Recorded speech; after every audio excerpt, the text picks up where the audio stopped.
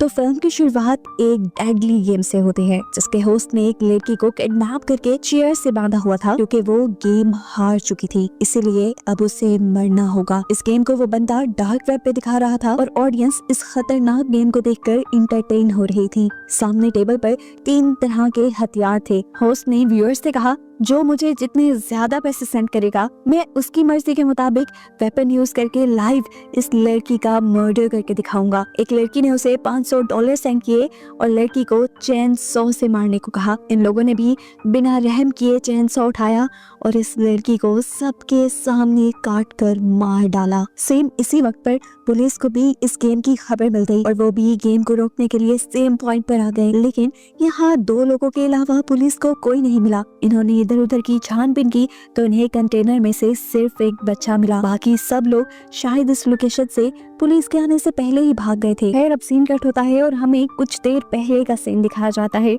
Ben थका हारा अभी घर आया ही था कि उसे खबर मिली कि उस आदमी ने दोबारा से वो गेम शुरू कर दी है। खबर सुनते ही वो फौरन पुलिस स्टेशन पहुंचा, जहां डार्क वेब पर बैठ कर सारे ऑफिसर्स वो गेम देख रहे थे, उसी प्रेजेंटर की जिसे ये अभी तक सक्सेसफुली ट्रैक नहीं कर पाई। गेम में उसने 2 लोगों को किडनैप करके रखा हुआ था और जबरदस्ती वो उन दोनों से रॉक पेपर सीजर खिलवाता है। ये दोनों जानते थे कि इस खेल के बाद इनकी जान चली जाएगी। ये दोनों जब नहीं खेलते तो इन्हें टीजर गन से शॉक दिया जाता है। दोनों जब गेम खेलते हैं तो लड़की हार जाती है, जिसकी वजह से अब उसको मार दिया जाना था। ये वही सीन था जिसे मूवी के स्टार्ट में ही दिखा दिया गया है कि कैसे के लोग इस लड़की को चेन सॉ से मार देंगे। ये सब देखते हुए बेन फौरन अपनी साइबर सिक्योरिटी के पास जाता है और उसे प्रेजेंटर को ट्रैक करने को कहता है। पर बुरी खबर ये मिलती है कि प्रेजेंटर तो ऐसा सिस्टम यूज कर रहा है जिसकी वजह से पुलिस भी उसे ट्रैक नहीं कर पा रही। हर मर्तबा उसकी ट्रैक हुई लोकेशन गलत मिलती है और वो बच जाता है, जिसकी वजह से हर गुजरते वक्त के साथ साथ वो मासूम लोगों की जान लेने पे तुला हुआ है। सीन कट होकर हमें कातिया नाम की एक लेडी को दिखाया जाता है, जिसका आज जॉब पे पहला दिन था। उसने कस्टमर्स को बहुत अच्छे से डील किया और इसी टाइम पे उसकी कोवर्कर सोफिया उसके पास आई। यहाँ सीन कट होकर हमें शो के प्रेजेंटर को दिखाया गया, जो फुल टाइम कातिया के ऊपर ही नजर रख रहा था। कातिया के साथ उसने 3 और लोगों पर भी नजर रखी हुई थी।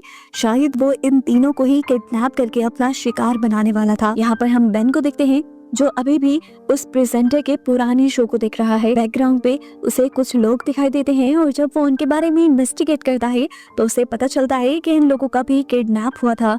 यानी प्रेजेंटर यहाँ जितने लोगों को मार रहा था उन्हें वो इलीगली किडनैप किया करता था। यहाँ जॉब खत्म होने के बाद अब कातिया घर जाने के लिए निकल ही रही थी, पर सोफिया ने उसे रोक लिया क्योंकि आज उसका पहला जॉब का दिन था और सोफिया चाह रही थी कि उसके साथ थोड़ा सा टाइम स्पेंड किया जाए। कातिया बताते हैं, मैं रुक नहीं सकती क्योंकि घर पर मेरा बेटा और मेरी मॉम मेरा इंतजार कर रहे होंगे। लेकिन सोफिया के बहुत ज्यादा इंसिस्ट करने पर वो एक जूस पीने के लिए रुक गई। इन्होंने बातें की और जैसे ही कातिया जाने लगी तो हमने प्रेजेंटर को देखा कि उसने अपने लोगों को अलर्ट रहने का कह दिया था। कातिया के एक सुनसान जगह पहुंचते ही वो सारे मिलकर कातिया के ऊपर हमला करके उसे बेहोश कर देते हैं, जिसके बाद हम देखते हैं कि कातिया को भी अब उस लोकेशन पे पहुंचा दिया गया था जहां पर प्रेजेंटर वो शो किया करता था। उसे जब होश में आया तो वो घबरा गई। इससे पहले कि वो चिल्ला देती, एक आदमी चादर से मुंह निकाल कर उसे आहिस्ता बोलने को कहता है और बताता है कि अगर कोई भी यहाँ पर शोर करता है तो वो उसे टीजर गन से शॉक देते हैं। कातिया परेशान हो गई थी।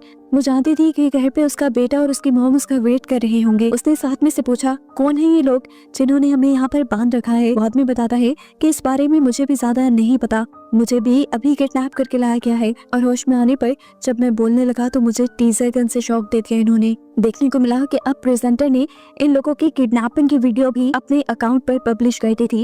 ये देखकर बहन बहुत ही ज्यादा गुस्से में आ गया और उसने अपनी टीम से कहा कि इन सारे लोगों की इंफॉर्मेशन निकालो, ये लोग कहाँ कहाँ काम करते थे और कहाँ कहाँ से इन्हें किडनैप किया गया। बेन बुरी तरह इस केस में फंस गया था। कहीं पे भी उसे कोई सुराग नहीं मिलता था जहाँ जाकर वो प्रेजेंटर को पकड़ पाए। अब उसके दिमाग में केस को सॉल्व करने का एक आइडिया आता है। वो एक ऐसे कैदी के पास जाता है जिसे उसने ही अरेस्ट किया था एक डार्क वेब वाले केस पे, इस लड़के ने असल में डार्क वेब के ही एक बंदे को पकड़कर उसका मर्डर किया था। डार्क वेब के लोगों को कैसे पकड़ना था ये उसे अच्छे से आता था। बैंक उसे शो में किडनैप हुए लोगों की पिक्चर दिखाता है और शो के बारे में बताता है। वो चाहता था कि ये कैदी हेल्प करे उस प्रेजेंटर को पकड़ने में, लेकिन बेन की उम्मीदें सारी ये लड़का तोड़ चुका था, ये बताते हुए कि ये आदमी डार्क वेब का सबसे स्ट्रॉन्ग आदमी था, इसे पकड़ना नामुमकिन था। वो उसे बताता है कि जानता होगा कि पुलिस पहले ही इसके पीछे पड़ी हुई है, तो वो हमेशा अपने बैकअप्स जरूर रखता होगा, जिसकी वजह से पुलिस उसे पकड़ नहीं पाएगी। ना उम्मीद होकर बेन जब वापस अपने ऑफिस आया तो उसे पता चला कि प्रेजेंटर ने 2 और लोगों को किडनैप कर लिया था। वो अपनी गेम को आगे बढ़ाता जा रहा था, मासूम लोगों की जान लेता जा रहा था और पुलिस अभी तक हाथ पे हाथ रखकर बैठी थी। सीन कट होकर दिखाया जाता है कि प्रेजेंटर ने अपना दूसरा शो भी शुरू कर दिया था। इस मर्तबा उसके शो में बहुत सारे कंटेस्टेंट थे।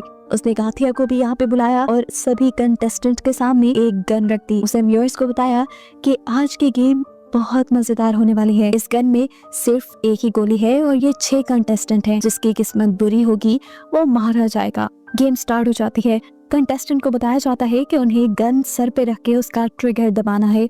बारी बारी सब ने ट्रिगर दबाना शुरू किया। गाथिया जब गोली चलाती है तो उसकी बंदूक में गोली नहीं थी, लेकिन जैसे ही एक दूसरे कंटेस्टेंट ने ट्रिगर दबाया तो गोली चल गई और उसका दिमाग फट गई। वो वहीं मारा गया। एक तीसरे कंटेस्टेंट की गोली की जगह एक फ्लैग बाहर निकला था और उन्हें बताया कि ये इंसान भी गेम हार चुका है और इस तरह से लोग अपने ऑडियंस की ख्वाहिश के मुताबिक मारने वाले थे। ऑडियंस में से दोबारा एक लड़की ने $500 सेंड किए और उस आदमी को ब्लीच देकर मारने का कहा। सबसे ज्यादा पैसे ही उसने दिए थे, तो उसकी बात मानी गई और आदमी को ब्लीच पिला दिया गया, जिससे उसके अंदर के सारे ऑर्गन्स फट गए और वो मारा गया।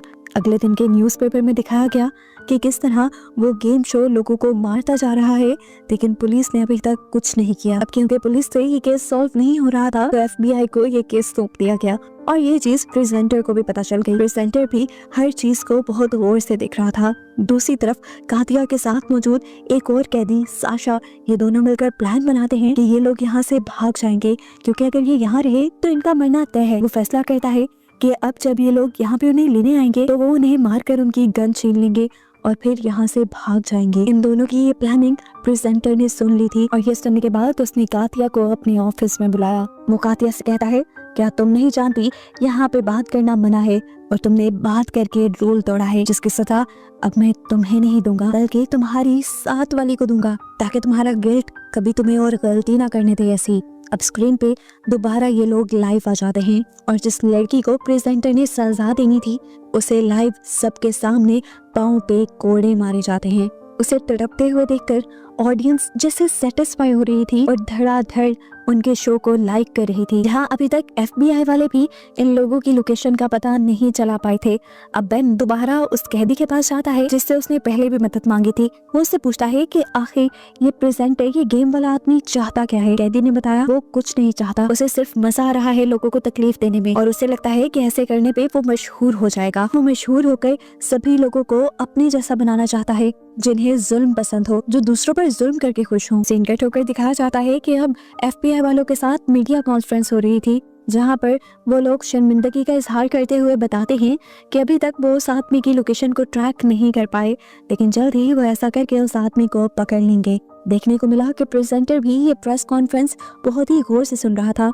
सीन कट होकर हम बेन को देखते हैं जो अपने घर आया था। वहाँ पर उसके लिए एक सरप्राइज था। उसकी वाइफ को पता चला था कि उनके घर एक बेटी पैदा होने वाली है। ये सुनकर बेन को खुश होना चाहिए था, लेकिन वो खुशी का इजहार नहीं कर पाया क्योंकि वो इस केस में बहुत ज्यादा इन्वॉल्व हो गया था और इस तरह उसकी वाइफ को लगने लगा कि शायद बेन उसकी फैमिली से और उसकी बेटी से खुश नहीं। यहाँ दोबारा हम प्रेजेंटर का शो देखते हैं, जहाँ पर वो 4 लोगों की तस्वीर दिखाता है और बताता है कि अगले दिन वो इन 4 लोगों को किडनैप करने वाला है। यानी वो सीधा सीधा पुलिस को धमकी दे रहा था और साथ ही एक मौका भी दे रहा था उसको पकड़ने का। पुलिस वाले फौरन उन लोगों की लोकेशन ट्रैक करने लगे जिनको उस आदमी ने किडनैप करवाना था। इतने में ही बेन जब ऑफिस में आया तो उसे मीडिया वालों ने घेर लिया। अब प्रेजेंटर जैसे ही बेन की फुटेज देखता है तो वो हैरान हो जाता है कि एक नॉर्मल सा पुलिस वाला इतना ज्यादा इस केस में इंडल्ज क्यों है। वो इसके बारे में इंफॉर्मेशन निकलवाता है और उसे पता चलता है कि बेन की मॉम और बहन किसी ने बेदर्दी से उन दोनों का मर्डर कर दिया था। बेन उन्हें बचा नहीं पाया था और इस चीज का बेन को बहुत रिग्रेट था, जिस रिग्रेट को खत्म करने के लिए वो अब मासूम लोगों की जान बचाने की मिशन पर था। यहाँ पर फाइनली अब प्रेजेंटर उन लोगों को भी किडनैप करवा चुका था जिनके लिए उसने पिछले दिन धमकी दी थी। इसमें एक बहुत छोटी बच्ची भी थी जो इस शो को देखती थी। उसे लग रहा था कि ये शो वाले उसको कुछ नहीं करेंगे, लेकिन प्रेजेंटर ने यहाँ उसे बताया कि अगर वो इस गेम में आ गई है तो वो अब इस शो की फैन नहीं रही बल्कि इस शो की विक्टिम बन गई है, और जैसा यहाँ पर मौजूद सब लोगों के साथ होगा वैसा ही सलूक उसके साथ भी किया जाएगा। ये कहते ही वो कैमरास की तरफ मुड़ गया और अपने व्यूअर्स को बताने लगा कि आज वो लोग डॉज गेम खेलेंगे, जिसमें गेमर्स ने एक दूसरे को बॉल मारनी थी। इस बॉल से बाकी लोगों ने बचना था और अगर किसी एक को भी ये बॉल लग जाती तो वो मारा जाता। अब यहाँ पर गेम स्टार्ट होती है, ये लोग एक दूसरे को बॉल मारते हैं और काफी लोग यहाँ पे हार जाते हैं। जैसे ही उस छोटी बच्ची और एक बूढ़े आदमी की बारी आती है तो बूढ़ा आदमी बॉल को नीचे फेंक देता है बचाए लड़की को मारने के।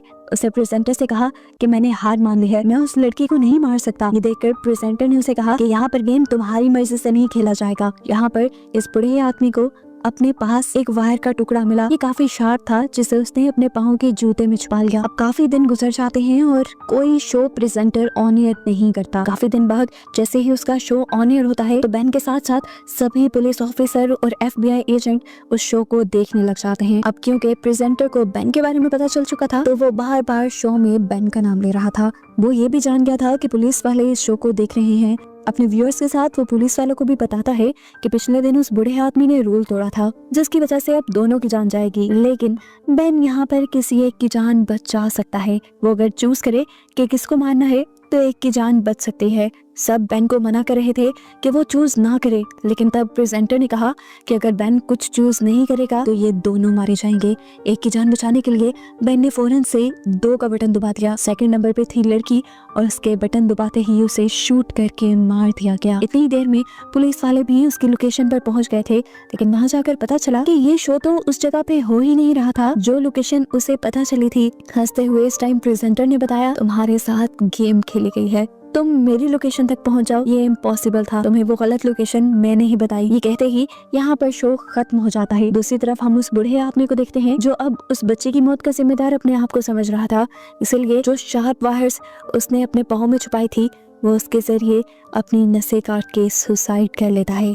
जैसे यहाँ पर सब लोगों ने उस बूढ़े आदमी को मरा हुआ देखा तो इन सबको काफी दुख हुआ। दूसरी तरफ दिखाया गया कि अब बेन भी शदीद शौक में था क्योंकि वो अब मासूम लड़की की मौत का जिम्मेदार अपने आप को समझ रहा था। वो इस गिल्ड से बाहर निकलना चाहता था, कुछ करना चाहता था, इसीलिए वो जब ऑफिस के लिए निकलने लगा तो उसे अपने गेट पे एक पार्सल रिसीव हुआ। वो जानता था कि ये पार्सल जरूर प्रेजेंटर ने भेजा होगा क्योंकि वो बार बार जबरदस्ती बेन को इस सब में घसीटना चाह रहा था। हम देखते हैं कि प्रेजेंटर खुद गाथिया के पास आया है। उसने गाथिया को बताया कि आज तुम्हारी मौत का दिन है, अगर तुम चाहो तो अपने छोटे लाइन से बात कर सकती हो। वो हैरान हुई ये जानकर। छोटा लाइन वो अपने बेटे को कहती थी, ये बात उसे कैसे पता चली? उसे याद आया कि आखिरी बार उसने ये बात अपनी कोवर्कर को बताई थी। खैर अब प्रेजेंटर उसे ऑन एयर ले गया जहाँ पर उससे पूछा गया कि तुम किसे याद कर रही हो।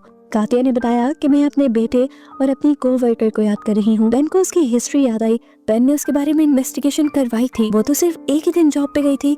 अगर उसने अपने क्लिक का नाम लिया है इसका मतलब ये बेन के लिए एक हिंट है, जरूर उसकी क्लिक भी इन सब में इन्वॉल्व है। वो फौरन उसकी क्लिक इन्हें सोफिया से मिलने के लिए चाहता है, जहाँ पर पहले तो सोफिया उससे कोई बात नहीं करती, लेकिन फिर वो कुछ नोट लिखकर बेन को बताती है कि उसके बेटे को भी इन लोगों ने किडनैप किया हुआ है। कैमरास में से वो इन्हें देख सकता है। उसने जो सब गाथिया के साथ किया वो करना उसकी मजबूरी बन गई थी।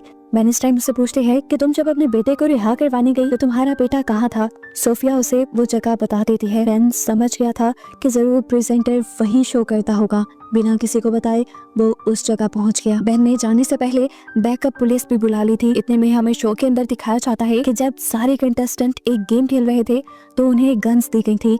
इस मर्तबा सभी कंटेस्टेंट ये फैसला करके आए थे कि वो अपने बजाय यहाँ के लोगों को मारकर अपने आप को आजाद कर लेंगे। इस सब में उन्होंने फायरिंग शुरू कर दी। जवाब में प्रेजेंटर के सिक्योरिटी गार्ड्स ने भी यहाँ पे फायर किया और 2 गेमर्स तो वैसे ही मारे गए, लेकिन टीम ने यहाँ से भागने की अच्छी कोशिश की जिसमें गाथिया भी थी। कातिया के साथ उसका एक साथी साशा जब बाहर की तरफ बढ़ रहा था तो उसे एक गार्ड ने पकड़ लिया। कातिया उसे बचाने के लिए रुकी, लेकिन साशा ने कह दिया, तुम भागो, तुम यहाँ से निकलो और पुलिस को इस लोकेशन के बारे में बताओ। वो यहाँ से निकलने वाली थी, इतने में बेन उससे टकरा गया। कातिया को घबराए देखकर उसने कातिया को तसल्ली दी कि अभी बैकअप पुलिस भी यहाँ आ रही है और सब चीजें नॉर्मल हो जाएंगी। बेन अब कातिया को छुपाकर आगे की तरफ बढ़ता है। प्रेजेंटर इस टाइम एक रूम के अंदर बैठा हुआ था। उसे देखकर प्रेजेंटर ने उससे कहा, अगर हिम्मत है तो चलाओ मुझ पर गोली। बेन ने भी जरा नहीं सोचा और फौरन उसे शूट करके मार दिया। और जैसे ही वो उसके पास गया तो मास्क उतारने पर पता चला कि यहाँ पर प्रेजेंटर था ही नहीं। यहाँ पर इस टाइम एक मासूम लड़की को जाल में फंसा कर बिठाया गया था और प्रेजेंटर उसके आने से पहले ही यहाँ से निकल चुका था। ये सब लाइव शो में चल रहा था और शो के व्यूअर्स ये देखकर हंसने लग जाते हैं और बेन का बहुत मजाक बन जाता है। दिखाया जाता है कि अब पुलिस यहाँ पर आ चुकी थी। उन्होंने कातिया को तो रेस्क्यू कर लिया, लेकिन यहाँ पर कोई और उन्हें नहीं मिला। बाहर प्रेजेंटर की वाइफ उसका इंतजार कर रही थी। प्रेजेंटर गाड़ी में बैठा और गाड़ी चलाकर उसकी वाइफ यहाँ से उसे दूर ले गई और हमें पता चला कि प्रेजेंटर की वाइफ और कोई नहीं बल्कि सोफिया ही थी। और सोफिया ने ही बेन को फंसाने की ये पूरी प्लानिंग की थी प्रेजेंटर के साथ मिलकर। मूवी के पोस्ट क्रेडिट सीन में हमें दोबारा प्रेजेंटर को दिखाया जाता है जो आज ऑन एयर आया था। उसने सबको बताया कि वो सीजन 2 लेके आने वाला है इसी शो का, जो सुनकर उसके व्यूअर्स बहुत ज्यादा एक्साइटेड हो जाते हैं और पुलिस के लिए एक नया चैलेंज सामने आ जाता है। और बस इसी को दिखाते हुए ये कहानी यहाँ खत्म हो जाती है।